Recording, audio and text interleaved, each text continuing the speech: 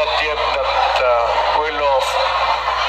I'm very sorry na nakikita tayo dito at kayong napunta dito sa loob kasi sa labas mga Pilipino rin naghihintay doon.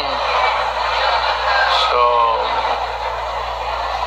sino may-ari itong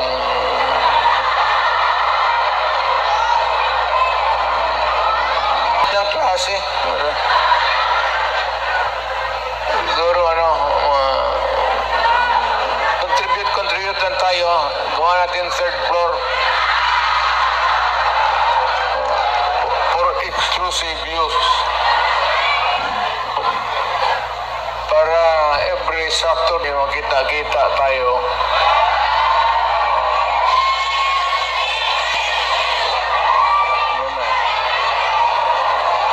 Maraming mag-uwi dyan, buntis na. Yung mga dalaga,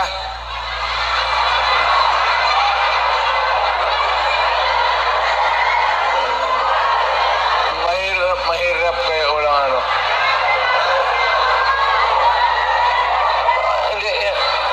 hindi ako mag-survive ng buhay na walang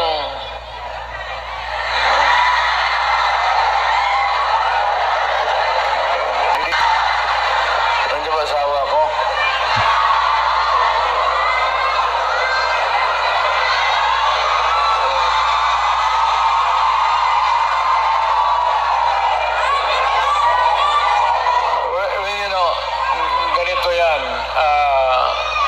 We were not really ordered, but maybe it was a form of an order.